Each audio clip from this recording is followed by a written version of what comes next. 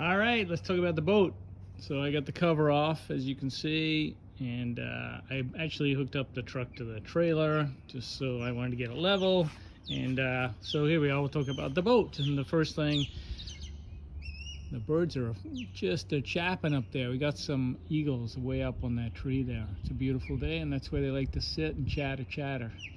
So first thing you notice about this thing is that this boat is tall, very high-sided.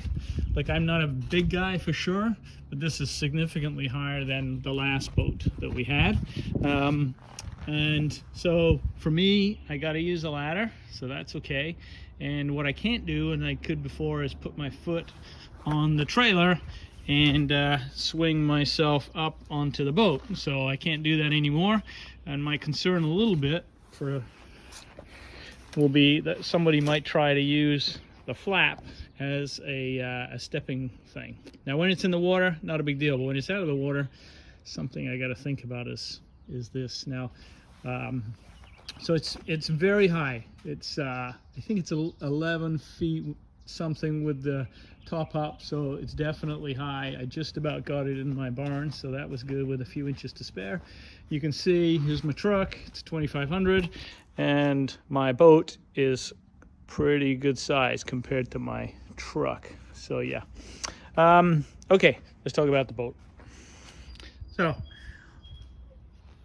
what I like is some of the materials, or many of the materials, are significantly better in terms of quality over the prior 230 plus that we had. So like the plate at the front, that looks great, means the hull doesn't get marked. I like the step-on thing. I should add, before I go much further, I didn't put the ladder on the front of my trailer. It might be something that you want to add, because it is high at the front, and so I got to put the tailgate down on my truck and then climb up. So yeah, if you get the option to put the ladder on, you might put the ladder on. That might be a good idea. Let's look quickly under the boat and see the ram fill. So there's a fin, which I didn't have on my last boat. I thought the fin was part of the cat system. My suspicion is it's not, because it doesn't move. So then let's slide down here a little bit, and there you are. That's the ram system there for the quick fill. So everything goes in there, and then there is another port on the other side. That's just for engine cooling. And so yeah, that's ram fill. That's how it works, going along at whatever speed. It's 90 seconds to fill, and that's where that goes. And then there are several ports along the hull of the boat for water. This boat has holes in the back here. I don't really know what they're for. I do know there's a valving system on the inside. It might be part of the winterization program. I don't really know 100%. I think you'll know, if you've looked at this boat, you'll know that the downpipe's integrated into the system there. So exhaust out, and then through whatever you call this thing here to tab it so that you can bow up and bow down. So that's all integrated. And then the 245 has these two side panel flaps as well, and that's really for surfing and cleaning up the wake and all of that stuff. So yeah, I'm sure you'll know all of that stuff. All right, so here we are. Is the side of the boat. As I say, it's definitely another size or two up from the 230 that we had. All right, up we go. Okay, my boat is similar to the one that was advertised as the promotion boat. So I went with black and gray, basically. I'm not that great at picking the colors on the configurer. Some of the ones that I saw were a bit too strong for me, I would say, and so I went with the standard black and white. Slightly different from the one that was shown on the boat that they launched, but definitely basically black and white. And then I went with the standard stereo system. This is the Roswell system package.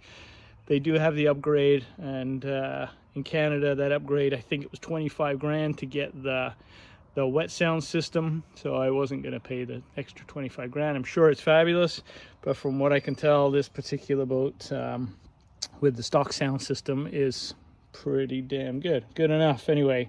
And you'll have seen all the lockers. If you've gone to the Centurion website, you'll have seen all of the lockers and all of the other stuff. Now I got the middle seat. I thought it was going to come with backrests. It doesn't have any backrests. You'll see that my bimini is on the side laying down, and I don't have any racks. And the reason is Centurion forgot to include the bars that hold the bimini top and the rack. So apparently they're in the mail.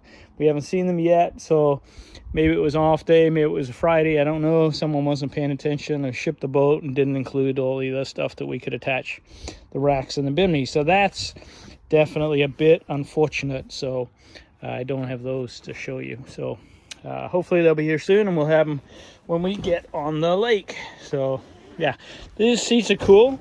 You will know already that the middle seat moves forward, and the seat in behind also moves forward to give you access to the transmission.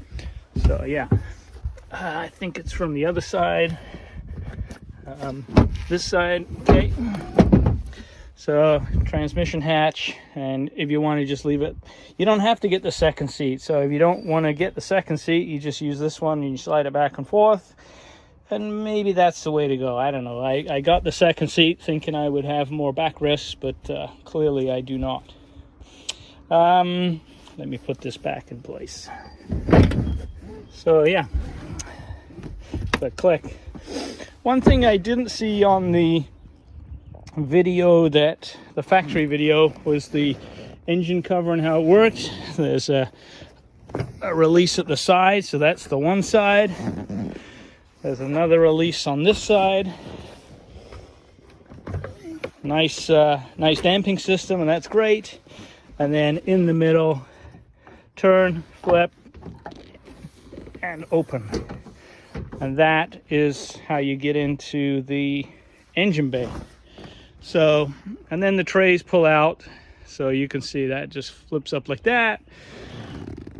I guess you can use this for life jackets and such. These trays pull out, and there's the engine. I went with the 6.2 liter engine. I think it's called the ZZ something, and ZZ7 maybe, can't remember. It's an upgrade, 450 horsepower motor, and I was told that was the one to go for, especially in Canada. So maybe that's because they sell a lot of boats at high altitude up there in Kelowna. But I'm not that high here. But anyway, I did get the bigger motor. I wanted to show you how the motor access worked. This bench thing here is freaking heavy. Very heavy with the two seats. Okay, so let's lock that back in place. And I'm sure you've seen that these two seats flip up on the back, so they're nice resting seats for sure. Nicely done. I think you'll also notice that all of the gator step stuff is around the edge, so you can walk down the edge, which is great. They made the edges fatter so that when you are walking it seems safer. So the mirror, nicely done, integrated in. It's a pop-up mirror, just fold it up and away you go. So pop that out and away it goes. Bye, honey. I was going to point out, so in the manufacturing of this boat, somebody dropped 2 screws in the cover that's in the base of the boat. Now, instead of taking the time to remove the screws, they just left the screws there. So, pain in the ass. I got to go and pick them up, and that's what I'm going to do. I'm going to take the cover off, remove the screws, and put the cover back on. So, yeah, huge pain, but a little bit lazy on somebody at Centurion's part, but I guess that's the way it is. They were busy that day. I think you know it comes with a cooler, and the cooler's got the gator step on it. It's a Grizzly cooler, so it's a quality cooler. Fits perfectly in the space. Mine has the heating system included, so it's got the heaters, got a heated seat, and yeah, the heat controls. I think they must be installed at the dealer. And I say that because there was a bunch of stuff that came down when I hit the pad, like a bunch of extra fiberglass. I could be wrong. Maybe it was done at the factory. I don't really know. A couple of things on here. So you'll see a little bit of paper there. Don't really know why. You'll also see that in the edge of, see, I'm not sure if this camera will pick it up, but there's a bunch of excess glue and such in here. It doesn't look very good, so that's unfortunate. So I can't even get in there really, but there's a bunch of excess glue in there. It doesn't look very good, so I don't like that. And then the other thing that I did see on here, where is it? Oh, it's down here. Somebody attached the gator, but didn't do a very good job and put a rip in it.